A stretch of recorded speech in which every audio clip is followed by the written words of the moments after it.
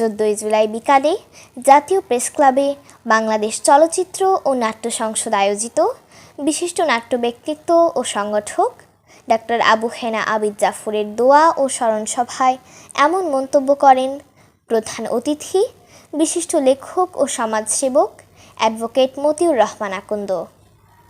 Death is the beginning of life. মৃত্যু মানুষের জীবনের সূচনা। ডেথ কখনো মানুষের জীবনকে শেষ করে না, শুরু করে। আমাদের প্রিয় ভাই আবু হেনা আবিদ জাফর ভাই তার মূল জীবনের সূচনা করেছেন। তিনি দুনিয়ার জীবনে যা রেখে গেছেন আমরা তার উপর আলোচনা করছি।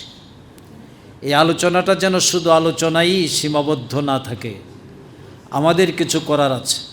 বাংলাদেশ চলচ্চিত্র ও নাট্য সংসদের ভারপ্রাপ্ত সভাপতি মাহবুব মুকুলের সভাপতিত্বে এবং সেক্রেটারি মুস্তাগিছুর রহমানের সঞ্চালনায় উক্ত দোয়া অনুষ্ঠানে বক্তারা বলেন, ডাক্তার আবিদের ইন্তেকালে নাট্য ও সাংস্কৃতিক অঙ্গনে যে শূন্যতা সৃষ্টি হয়েছে তা পূরণে সাংস্কৃতিক কর্মীদেরকে আরও একনিষ্ঠভাবে কাজ করতে হবে।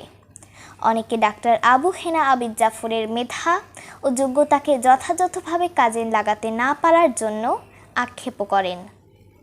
অনুষ্ঠানে বিশেষ অতিথি ছিলেন গীতিকার সুরকার তোফাজ্জল হোসাইন খান, টিভি ব্যক্তিত্ব শরীফ বায়েজিদ মাহমুদ, দেশীয় সাংস্কৃতিক সংসদের সেক্রেটারি ডক্টর মনোয়ারুল ইসলাম, কবি সুলাইমান আহসান, লেখক গবেষক ডক্টর আহসান হাবিব ইমরোজ, অধ্যাপক সাইফুল আরেফিন লেলিন, শিশু সংগঠক হাসান মুর্তজা এবং সাংস্কৃতিক সংগঠক আবিদুর রহমান। স্মৃতিচারণ করেন শিল্পী ফরিদি নুমান, আবদুল্লাহিল কাফি, হুসনে মোবারক, আহসান হাবিব খান, মনিরুল ইসলাম প্রমুখ। মরহুমের পরিবারের পক্ষ থেকে বক্তব্য রাখেন মরহুমের একমাত্র ছেলে আবদুল্লাহ জায়েদ। ওনার জন্য দোয়া করবেন। বাবা সবাইকে অনেক সাহায্য করেছে, যখন যাকে সুযোগ পেয়েছে সাহায্য করেছে এবং এটা করেছে শুধু আল্লাহর জন্য। তাই সবাই দোয়া করবেন যেন উনি এই ছোট হায়াতেই যত কাজ করতে পেরেছে, এটা আসলে খুবই কম মানুষের দ্বারা সম্ভব এত বেশি করা। তাই আপনারা দোয়া করবেন যেন আল্লাহ উনাকে কবুল করেন এবং জান্নাতে রাখেন। আমিন।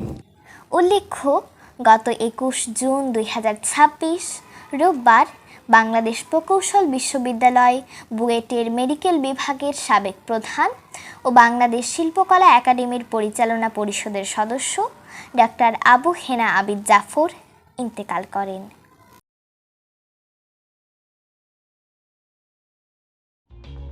For more updates